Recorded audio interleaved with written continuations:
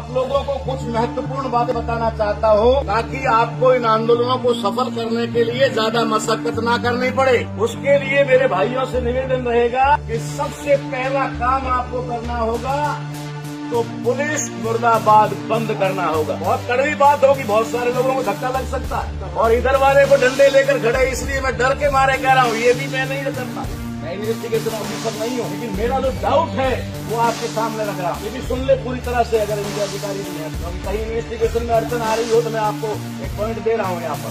वो मेरे से कहता है कि मेरा प्लॉट खाली करवाने के लिए ट्रस्ट के लोगों ने मुझे 3 करोड़ रुपए का ऑफर किया। मैंने मजाक में, वैसे सही में भी उसको कहा बादल को ठोकर मार दूं। वहाँ पर क्या कर रहा था, बाप की तराई में काला खाने वाली बात हो गई है। तो मैंने कहा अब उन लोगों ने कह दिया है कि यही पैसा हम तेरे बंदोबस्त के लिए लगाए। 3 करोड़ रुपए तो कार्तिक को देने के लिए थे, तो कार्तिक को मरवाने के लिए 30 करोड़ में कितना फर्क पड़ता है। आप और हम सभी जानते हैं जिस दिन उसके साथ मारपीट हुई, मारपीट वाले दिन जिस दिन उसको हॉस्पिटल में ले जाया गया, हॉस्पिटल में वो होश में बात कर रहा था। यह हड्डी टूटी हुई हो सकती है, लेकिन कोई भी ऐसी गंभीर चोट नहीं थी कि जिसकी वजह से उसकी मौत हो जाए। ऐसा कोई कारण नहीं था। मैं डंडे की चोट पे ये बात कह सकता हूँ कि हॉस्पिटल में मारा गया, हॉस्पिटल में पट्टा दे दिया गया, उसे हॉस्पिटल में मारा गया। सभी साथियों को जय जवाहर। सबसे पहले तो मैं हमारा क्रांतिकारी साथी जो हमारे साथ में एक लंबी लड़ाई लड़ रहा था और लड़ते लड़ते वो जांबाज अपनी जान की बाजी लगा चुका है, कार्तिक को मैं अपना श्रद्धांजलि अर्पित करता हूँ। साथियों, हमारे भाई कार्तिक की हत्या होना ये हमारे समाज में कोई पहली घटना नहीं है और आप लोग इस बात का भी ध्यान रखें कि ये आखिरी भी नहीं है। मैं हर बार एक बात कहता हूं कि ये आखिरी भी नहीं है। ये घटनाएं हमारे समाज में निरंतर चलती रहेगी और तब तक चलती रहेगी जब तक हम अपने असली दुश्मन को पहचान नहीं लेंगे। जब तक हमें हमारे वास्तविक दुश्मन का पता नहीं चलेगा कि कौन पर्दे के पीछे बैठ करके ये सारा षड्यंत्र कर रहा है और हम लोगों को आपस में टकरा करके, लड़ा करके कमजोर कर रहा है, उसका पता किए बिना हम कभी भी हमारी लड़ाई को कभी सफल नहीं कर सकते। उदाहरण के तौर पे मैं बात आपको बताना चाहता हूं कि हम लोग, हो सकता है मुझे इस फील्ड में 25 साल काम करते हुए हो गए हैं और ट्रेनिंग लेते लेते मैं ट्रेनिंग देने वाला भी बन गया और आज भी हमारे समाज में बहुत सारे लोगों को ट्रेनिंग की आवश्यकता है। आप लोग अच्छी तरह से समझ सकते हैं कि हमारे हजारों लोग, हमारे ही भाई जो वर्दी में होते हैं, उनकी संख्या चाहे सैकड़ों में हो और हमारी चाहे लाखों में हो, जैसे ही उधर से एक विसल बजती है, आदेश मिलता है, हमारी लाखों की भीड़ तितर बितर हो जाती है। इसकी वजह हमें इन भाइयों से ही सीखनी होगी। ये वेल कैडराइज हैं, ट्रेंड हैं और यूनाइट हैं। हम यूनाइट भी नहीं हैं, कैडराइज भी नहीं है और ट्रेंड भी नहीं है और यहां तक इतने नादान हैं कि हमें चाहे जिसके सामने भिड़ा दिया जाए, हम भिड़ने को तैयार हो जाते हैं। हम कभी ये नहीं सोचते कि हमें किससे टकराना है और किससे नहीं टकराना। आज आप इस दुख की घड़ी में यहाँ बैठे हुए हैं। मैं इस समय का सदुपयोग करते हुए आप लोगों को कुछ महत्वपूर्ण बातें बताना चाहता हूँ ताकि आपको इन आंदोलनों को सफल करने के लिए ज्यादा मशक्कत ना करनी पड़े।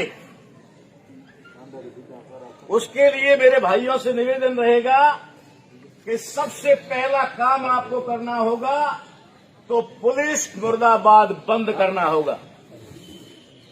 बहुत कड़वी बात होगी, बहुत सारे लोगों को धक्का लग सकता है, और इधर वाले को डंडे लेकर खड़े, इसलिए मैं डर के मारे कह रहा हूं, ये भी मैं नहीं करता, हमेशा सामने ही रहता हूं, लेकिन सच्चाई कहे बिना नहीं रहता। हमें न्याय इनसे लेना होता है, न्याय हमें इनसे लेना होता है, क्योंकि न्याय की पहली सीढ़ी ये है, न्याय की पहली सीढ़ी ये है, और पहली सीढ़ी पे पैर रखते ही हम कहते हैं पुलिस मुर्दाबाद। मिल गया न्याय, ले लिया, फिर ये डंडे ना उठाए और बख्तर ना पहने तो क्या करेंगे? फूल लेके आएंगे? अरे गुनाह किया तो उसे एक एचएसओ ने किया होगा जिसने कार्रवाई नहीं की, और हम तो सारे के सारे को कह देते हैं लो आ जाओ। ये हमारी भूल है। 35 साल पहले मैंने एक पिक्चर देखी थी, उस पिक्चर का नाम था police public. Police public picture का नाम था। 35 साल पहले मैं तकरीबन 18-19 साल का था, और वो मैंने पिक्चर देखी। उस समय में सोचने लगा था कि ये पिक्चर बनाने वाले के पीछे उद्देश्य क्या है, लेकिन जो लोग उस समय उस फिल्मों की कहानियां लिखते थे, उन लोगों को ये पता था कि आगे चल करके हमें क्या करवाना है। पुलिस और पब्लिक को आमने सामने कर दो और हम सारे सुरक्षित। वो सारे सुरक्षित हैं, कोई सामने आने को तैयार नहीं, कोई तुम्हारी अर्जी लेने को तैयार नहीं, कोई तुम्हारी वार्ता करने को तैयार नहीं। इनको खड़ा कर दिया डंडे लेकर के। न इनका कोई कसूर है, न तुम्हारा कोई कसूर है। जो कसूरवार है वो लोग आराम से बैठे हुए हैं। 35 साल पहले बनी उस पिक्चर का मकसद आज समझ में आता है। न तो इनका हमारे से कोई जाति दुश्मनी है, न पारिवारिक है, न कोई खेत खलियान की है, न तुमने इनकी भैंस बांधी, न इन्होंने तुम्हारी भैंस बांधी। उनका सुरक्षा कवच इसलिए है क्योंकि इनकी मजबूरी है। इनकी मजबूरी है कि इनको जब भी कोई पोस्टिंग करवानी होती है तो डिजायर लिखवानी पड़ती है। डिजायर इनकी कमजोरी है, ये मैं कह सकता हूं। दूसरी कोई कमजोरी नहीं है, इनके पास सारे पावर है, लेकिन एक डिजायर इनको सारा का सारा धराशायी कर देती है। क्योंकि जब तक एमएलए साहब डिजायर नहीं लिखेंगे तब तक पोस्टिंग अच्छे थाने में नहीं होगी, अच्छी जगह नहीं होगी। ये हमारी उनकी मजबूरी हो सकती है, लेकिन हमारी तो भाषा ही यहां से शुरू होती है। मैं आपको बताना चाहता हूं कि यहां खड़ा हर सिपाही से लेकर के अधिकारी आईपीएस तक वो अपनी योग्यता से बना है, पढ़ लिख करके अपनी काबिलियत से बना है। इस बात से हम इनकार नहीं कर सकते, लेकिन वो नालायक जो हमारे वोट से बनकर जाते हैं उनकी तरफ आपका ध्यान कर जाएगा। हम इनके ऊपर तो बहुत बड़ा बड़ा बात कर लेते हैं, बहुत सारी गालियां इनको दे देते हैं। इनको तनख्वाह भी आपके पैसे जेब से जाती है, ये बात पक्की है, लेकिन देने वाला हाथ आपका नहीं है। देने के लिए हाथ किसका है? जिसको तुमने अपने वोटों से चुनकर वहां भेजा। वो लोग आपके टैक्स का पैसा इनको तनख्वाह के रूप में देकर इनको गुलाम बनाने का प्रयास करता है, और बनाने का प्रयास नहीं करता, बनाता है, और अपने आदेश के अनुसार इनको नचाता है। हमें समझना होगा कि हमारा असली दुश्मन कौन है, हमें किस तरफ जाना चाहिए, हमें किससे लड़ना चाहिए। अभी मेरे भाई ने किसान आंदोलन का जिक्र किया। किसान आंदोलन में मैं लगातार वहां रहा, और किसान आंदोलन की सफलता का अगर श्रेय किसी बात को जाता है तो वो बात और राज आपके सामने खोलना चाहता हूं। किसान आंदोलन का मात्र एक नारा था, जय जवान जय किसान। एक ही नारा था, जय जवान जय किसान। जब जय जवान और जय किसान हो गया तो मोदी सरकार ने जब मिलिट्री के अफसरों से बात की और कहा कि मिलिट्री ला करके किसानों के इन जो है आंदोलन को तहस नहस करो, तो पुलिस के मिलिट्री के अधिकारियों ने अपने अधीनस्थ अधिकारियों से बात की और बात चलते चलते लास्ट में सैनिकों तक, सोल्जर तक गई और उन्होंने कहा कि हम हमारे मामे ताए भूए फूफे की गोली नहीं चला सकते। हम 99% किसान के बेटे हैं और किसान की औलाद है और वहां से खेतों से चल करके मिलिट्री में आए हैं, हम किसानों पे गोली नहीं चला सकते। उन्होंने अपनी सफलता जय जवान और जय किसान से कर दी और हम खड़े होते ही मुर्दाबाद सबसे पहले पूछता करते हैं और सोचते हैं कि आंदोलन हमारा सफल हो जाएगा। कुछ सिर इनके रंगे जाएंगे, कुछ तुम्हारे रंगे जाएंगे, तहस नहस मामला हो जाएगा और दुश्मन सैफ का सैफ रह जाएगा। ठीक है ना? न तुम्हें न्याय मिलेगा और न पहले कभी मिला है। बता दीजिए मिला हो तो। ठीक है, कुछ बातें होती है, पैसा माँ बाप नहीं होता।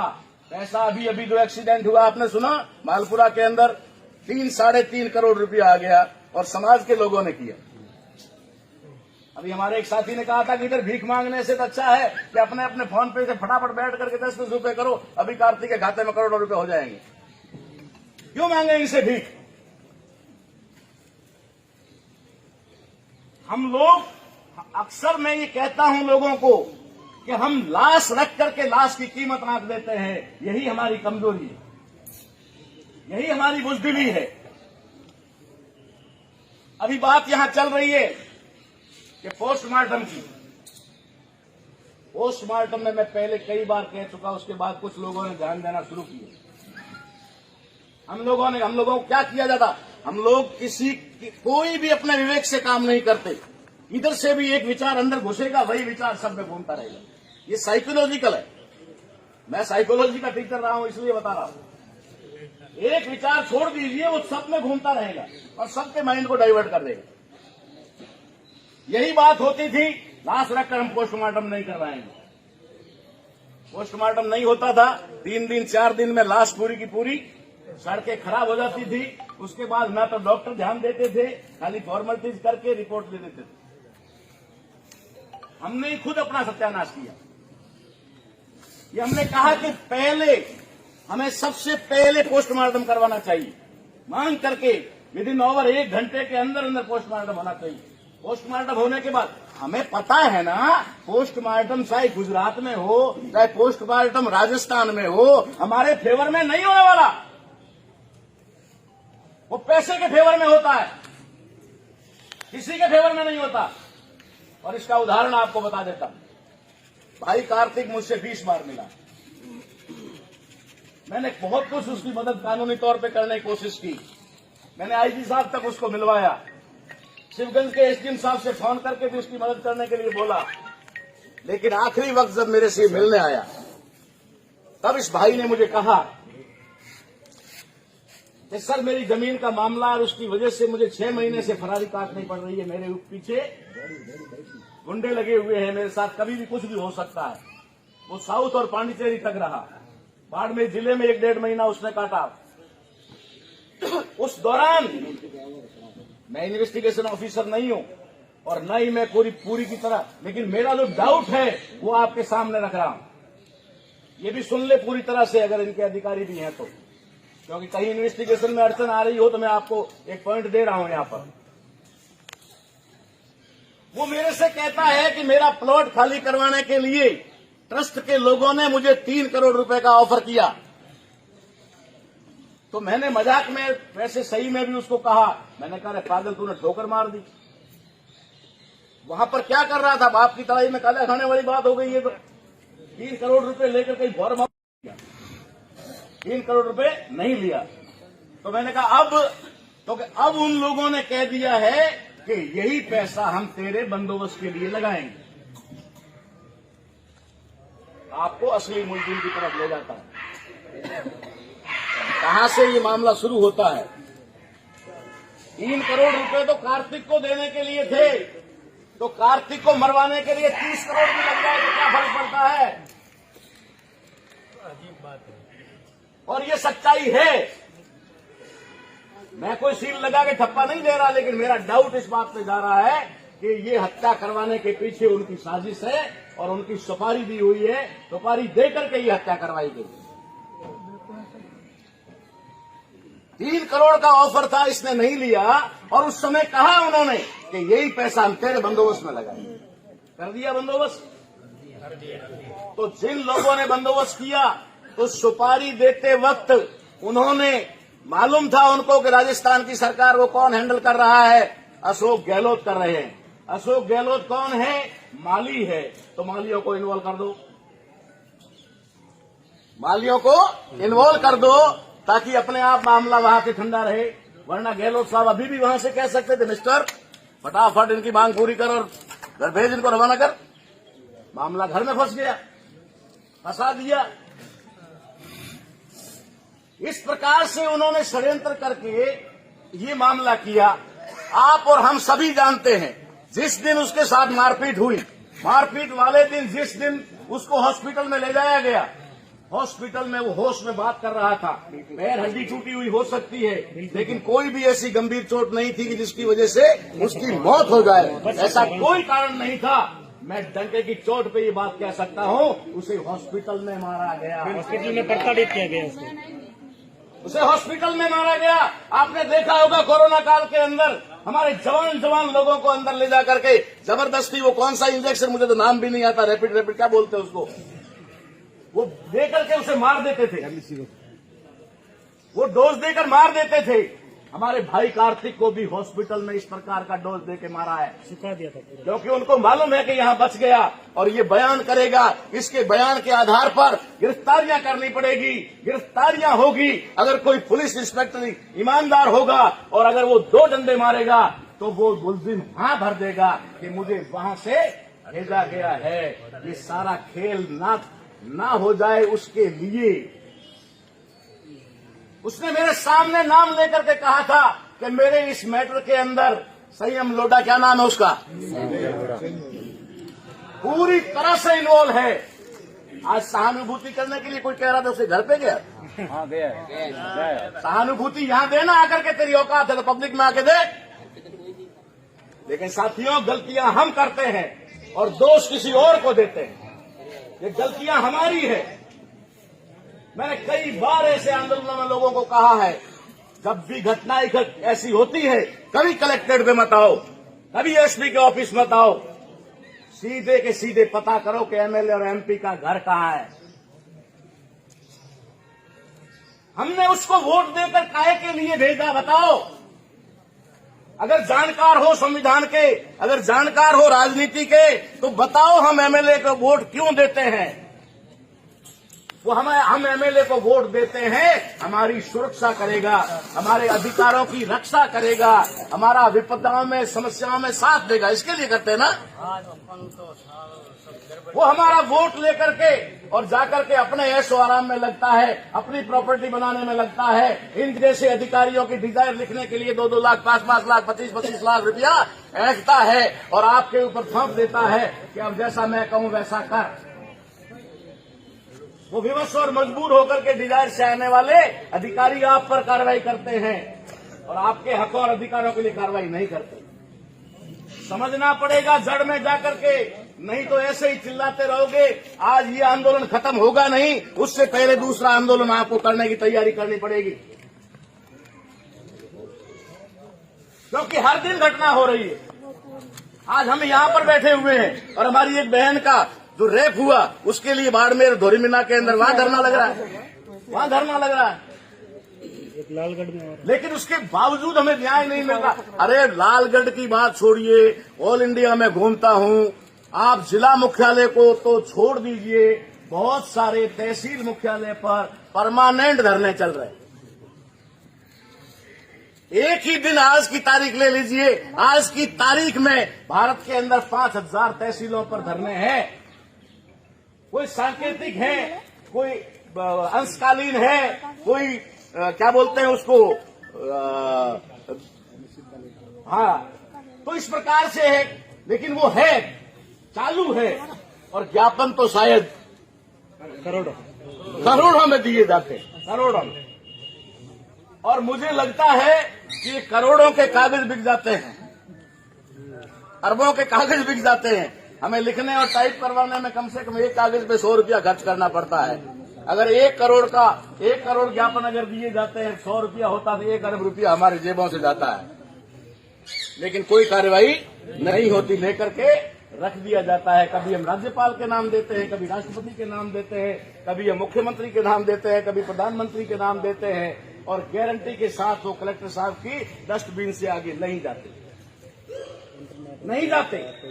ये तो कुछ कुछ मुद्दे ऐसे होते हैं जो सोशल मीडिया पे उछल जाते हैं और फिर उनकी नाक में दम हो जाता है, तब कुछ करना पड़ता है, नहीं तो वो भी नहीं करते। इसलिए साथियों, लड़ाई लड़ने का हमारे पास तरीका होना चाहिए। जब तक हमारे पास लड़ाई लड़ने का तरीका नहीं होगा, हम लोग हल्ला गुल्ला करते रह जाएंगे, न्याय नहीं ले पाएंगे। आप लोगों को इस देश के अंदर 2200 साल तक न्याय नहीं मिला। ये तो भारत का संविधान आ गया, जिसकी वजह से आपको कम से कम ये है कि न्याय करने का, मांगने का अधिकार, तो न्याय तो नहीं मिला, लेकिन न्याय मांगने का अधिकार मिला। ठीक है ना, अभी तक न्याय मांगने का अधिकार मिला है, न्याय नहीं मिला, और न्याय तो मिलने वाला भी नहीं। जिन लोगों को, आपके पुरखों को जानवर की स्थिति में पहुंचाने के लिए, बिना वस्त्र के रहने के लिए, तुम्हारे शरीर को तन के पत्तों से ढकने के लिए मजबूर और विवश किया, जिनको 2200 साल तक, 2300 साल तक आपके पुरखों की 100 पीढ़ियों पर दया नहीं आई, रहम नहीं आया, क्या आज उनके आपके ऊपर रहम आएगा? नहीं आएगा। और वो भी रहम ऐसों पे आएगा जो खड़े होकर के दहाड़ रहे हैं। इनका तो नाम हिट लिस्ट में है कि जैसे ही मौका मिलेगा ना, तो सबसे पहले नंबर इनका लगेगा। बड़ा जोर से कर रहा था, जय जय जय जय जय, आजा लाइन में। अधिकार न्याय छोड़िए, हमारे साथ आगे होने वाला क्या है उस पर देखिए। अगर इस लड़ाई को जीतना है तो हमें उन बदमाशों तक पहुंचना पड़ेगा। कांशीराम साहब कहते थे ना कि लाठी के ऊपर लाठी मारो, क्या फर्क पड़ने वाला है? अगर लाठी मारना साला हाथ पे मारो, जिस हाथ में लाठी है अपने आप छूट जाएगी। हम लोग लाठी पे लाठी मार रहे हैं, लाठी जिस हाथ में है उस हाथ को नहीं मार रहे। लाठी जिस हाथ में है उस हाथ को लाठी मारो, अपने आप लाठी छूट जाएगी। एग्जाम्पल के तौर पर अभी हमारे भाई खड़े हैं, ठीक है ना, सारे संवैधानिक पोस्ट पर हैं, संवैधानिक की अधिकारों की वजह से यहां पर आए हैं। यहां के एसपी साहब हैं, हेड जो यहां के टाइगर जिनको कहा जाता है, जिले के मालिक। क्या एसपी साहब को पावर है कि वो इनको ऑर्डर दे दे कि जाओ लाठीचार्ज करो? नहीं है तो बताओ। नहीं है ना। एसपी साहब भी रिक्वेस्ट करेंगे कलेक्टर साहब से या फिर तैनात मजिस्ट्रेट से कि मुझे ऑर्डर दो। ठीक है ना। हम क्या कर रहे हैं? मुर्दाबाद मुर्दाबाद, क्या निकाल लोगे इनसे? ठीक है, तुम बोलोगे मुर्दाबाद, ये कहेंगे ले, बस राजी दोनों हो गए, राजी। ठीक है ना। आदेश देने वाला कहां बैठा है? सुरक्षित। ठीक है, और वहां से तार जुड़े हुए हैं ऊपर से, क्या करना क्या नहीं करना। तो जो आदेश देने वाला है अगर आदेश ना दे तो क्या इनका डंडा चलेगा? नहीं चलेगा, कभी नहीं चलेगा। और अभी अंदर से एक आदेश आ जाए कि सारा फोर्स वापस ले लो, कोई खड़ा रहेगा यहां? नहीं रहेगा ना। फिर क्यों यार पीछे पड़े हुए इनके? या फिर हमें भी किसी ने सिखा दिया है कि डंडे पे डंडा मारते रहो, डंडे पे डंडा मारते रहो, खड़ा के बलते रहेंगे, खड़ा के बलते रहेंगे और न्याय होगा नहीं। हमें सबको सावधान होकर लड़ना होगा। अगर हमारे ये भाई, अरे इनके भी बच्चे हैं यार, ये भी वर्दी में ड्यूटी के समय रहते हैं, उसके बाद सामाजिक लोग हैं, ये भी समाज में जाते हैं, ये भी रिश्तेदारी में जाते हैं, ये भी सारी बातचीत करते हैं, सारा व्यवहार आपकी तरह ये भी करते हैं। लेकिन आदेश इनके ऊपर इतना भारी पड़ जाता है कि न चाहते हुए भी अपने भाई के ऊपर डंडा चलाना पड़ता है, न चाहते हुए भी। अंदर से किसी की अंतरात्मा ये नहीं कहती है कि अला इनको डंडा मारो। हाँ, थोड़ा हम उत्साह जरूर देते हैं मुर्दाबाद मुर्दाबाद करके, बाकी इनके मन में नहीं होता, लेकिन वहां से आदेश मिलता है। और वहां का आदेश किससे चलता है? जो चेयर यहाँ पर है उसके ऊपर आदेश किसका चलता है? जिसने उनको डिमांड करके लाया, और वो है राज्य सरकारों में पोस्टिंगें होती है एमएलए की डिजायर पर। राज्य सरकार के अंदर, ठीक है ना, डिजायर होती है एमएलए की, तब कलेक्टर और एसपी की पोस्टिंग होती है।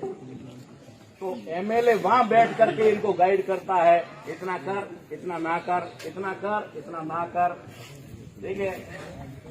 और हमारे सामने इनको खड़ा कर देते हैं, हम इनसे उलझ जाते हैं, हम सब कुछ इनको ही मान लेते हैं। इसलिए बड़ी सावधानी से अगर ये लड़ाई नहीं लड़ोगे तो उन शातिर बदमाशों के सामने टिक नहीं पाओगे। इसलिए मैंने आते ही मेरे युवा साथियों से कहा था कि आपको कोई रणनीति बनानी पड़ेगी, कोई इस प्रकार की पॉलिसी बनानी पड़ेगी जिससे उनकी पॉलिसी का जवाब दिया जा सके। मैंने आपके सामने 2-3 बातें रखी कि उन्होंने किस प्रकार से हॉस्पिटल को खरीद लिया और पोस्टमार्टम के लिए वहीं होगा, वहीं होगा, वहीं होगा। अरे तुम्हें क्या लेना देना वहां हो कि यहाँ हो? पोस्टमार्टम तो डॉक्टर करेंगे ना, और डॉक्टर की डिग्री राजस्थान वाले की भी उतनी होती है, गुजरात वाले की भी इतनी होती है। लेकिन जिद क्यों है? क्योंकि इनको मालूम है ये लोग जिद्दी हैं, ये अड़े रहेंगे, ये 2-3 दिन तक अड़े रहेंगे। 2-3 दिन तक जब ये अड़े रहेंगे तब तक बॉडी का सत्यानाश हो जाएगा, फिर पोस्टमार्टम में कुछ नहीं आएगा, डॉक्टर लिख देंगे फेफड़े खराब थे। ऑलरेडी इंद्र कुमार के बारे में कहा गया ना, उसके कान में पहले से ही थी, तो मरा तो नहीं था जब पहले से थी तब। लेकिन बहाना मिल जाता है ना। इस प्रकार से साथियों, मैं आपको भी कह रहा हूं और लीड करने वाली युवा टीम से भी कह रहा हूं कि बड़ी सावधानी पूर्वक अगर हम ये लड़ाई लड़ेंगे तो मेरा कहने का मतलब, मैं जो चाहता हूं ना वो आपको बता देता हूं। मैं कार्तिक भाई को न्याय दिलाना चाहता हूं, इसमें कोई डाउट नहीं है, ठीक है। लेकिन मैं ये भी चाहता हूं कि इससे आगे कोई कार्तिक ना बने। हमें इस बात का भी ध्यान रखना होगा कि हमारा युवा, हमारे समाज का युवा फिर कोई इनका शिकार ना हो। ऐसा बंदोबस्त करना चाहिए, और ऐसा बंदोबस्त तभी होगा जब हम हमारे असली दुश्मन को पहचान लेंगे। ये जाति का मामला है हमारे ऊपर, जातियों में उलझा करके हमारे को दुश्मन बनाया हुआ है। और अगर जाति खत्म होती है तो कौन खत्म होगा? वो कार्तिक के असली हत्यारे खत्म हो जाएंगे, कार्तिक के असली हत्यारे खत्म हो जाएंगे। वो ब्राह्मण और बनिए खत्म हो जाएंगे। वो ब्राह्मण बनिए खत्म ना हो, इसलिए आपको जातियों में उलझा देते हैं। जातियों में आप इकट्ठा हो जाते हैं, कभी कभी इकट्ठा हो जाते हैं ओबीसी, एससी, एसटी, माइनॉरिटी, ऐसे करके हम सारे आ जाते हैं, तो फिर भिड़ा देते हैं इनसे। इसलिए बड़ी सावधानी से हमें लड़ाई लड़नी है साथियों, धैर्य पूर्वक लड़नी है। किसी भी प्रकार से, जैसा हमारे साथी ने कहा था, मारे डंडा कोई बात नहीं, हमारे भाई है ना, मारते हैं, क्या फर्क पड़ता है, मारने दें, ठीक है। लेकिन आपको किसी के ऊपर हाथ नहीं उठाना। अरे इतनी सारी मार खा ली, थोड़ी और खा लेंगे, अपने भाई की खा रहे हैं ना यार, अपने भाई की मार खा रहे हैं, कोई बात नहीं। और मैं गारंटी के साथ कहता हूं, ये डंडा भी नहीं चलाएंगे, कभी नहीं चलाएंगे अगर हमने अपना रवैया बदल दिया तो। और हमारा रवैया वो रहा तो भैया एक बाप के 2 बेटे होते हैं ना, वो भी लड़ जाते हैं, एक दूसरे का मर्डर कर देते हैं। तो ये भी हमारे भाई हैं। इधर से लाठी चलेगी तो हमारा सिर फूटेगा, इधर से पत्थर चलेगा तो उनका सिर फूटेगा। इसलिए हमें सावधानी। वो मजबूर है, वो आदेश की पालना करने के लिए मजबूर हो सकते हैं, लेकिन हम मजबूर नहीं है, हम मजबूर नहीं है। हम अपने में संयम रख सकते हैं, हम अपने आप पे कंट्रोल रख सकते हैं। हमारे एक भाई ने मौत को गले लगा लिया, 2 डंडे हम भी खा लेंगे, क्या फर्क पड़ेगा। 2 डंडे मारने के बाद तो उसको रहम आएगा ना, 2, 4, 8 उसके बाद तो रुकेगा कि नहीं रुकेगा? जब रुक जाएगा तभी से। लेकिन आपको पुलिस को सामने लेकर अगर ये लड़ाई जीत लो तो मैं भी तुम्हारे बीच में जिंदा हूं और तुम भी हो, कहीं न कहीं जरूर मिलेगी। पुलिस को सामने लेकर कभी लड़ाई जीती नहीं जा सकती। दुश्मन की सबसे बड़ी पॉलिसी है पुलिस पब्लिक को टकरा दो। ठीक है, ये जाने इनका काम जाने, मरते रहेंगे। इनमें भी हमारे SC ST OBC के ही हैं, है ना। और खास करके जब हमारा आंदोलन होता है ना, हमारा आंदोलन होता है तो एक भी सवर्ण को खड़ा नहीं करते इधर, सब हमारे SC ST OBC के लोगों को खड़ा कर देते हैं। इधर भी मरे तो हमारा, उधर भी मरे तो हमारा। इसलिए आपसे निवेदन करता हूं कि आप बड़ी सावधानी पूर्वक और थोड़ा जोश के साथ में होश रख करके इस लड़ाई को लड़ें। हम लोग आपको लीड करेंगे, हम गाइड करेंगे, जब जब समय होगा हम आपके साथ हैं। लेकिन कहीं पर भी अलग नहीं है। तो हम लोगों को ठीक है, मैं नजदीक में था और पहुंच गया, दूर होता तो मैं नहीं आ सकता। कई बार कई आंदोलनों में नहीं पहुंच पाया, इसका मतलब ये नहीं है कि हम उसमें साथ में नहीं है। ये सारी हमारी टीम है। हम लोग इनसे सारे सोशल मीडिया पे सबसे जुड़े हुए हैं, सारे लोग आपस में एक दूसरे से कनेक्टेड है। लेकिन आप लोगों का साथ सहयोग चाहिए, और साथ सहयोग चाहिए जैसा ये लोग आपको निर्देश देते हैं, जैसा आपको ये कहते हैं कि आपको संयम रखना है, बैठे रहना है, धैर्य रखना है। ठीक है, किसी की खास इमरजेंसी है तो वो आदमी जाके आ सकता है, अलग बात है। लेकिन ऐसे ही तमाशा देख करके वापस जाना ये हमारे लिए मूर्खता होगी, क्योंकि आज इनका नंबर है, कल हमारा नंबर है। अरे समाज में कोई लड़ने वाला ही नहीं था, कुछ लोग लड़ने वाले पैदा तो हुए हैं, ये भी बहुत बड़ी बात है। और ये भी लड़ते लड़ते ही मरा है, ऐसे ही नहीं लड़ा, मरा नहीं है वो। कोई नहीं मारता किसी को जिसने गुलामी स्वीकार कर ली हो, जिसने गुलामी स्वीकार कर ली हो, जूतों में बैठकर खाना खाना स्वीकार कर लिया हो, जिन्होंने ऐसे करके पानी पीना स्वीकार कर लिया हो, कोई नहीं मारता उसको। मारता उसी को है जो मोट के ताव लगाता है। मारा वही जाता है जो शान से घोड़ी पे चढ़ता है। मारा वही जाता है जो शान से अपने समाज को जगाने का काम करता है।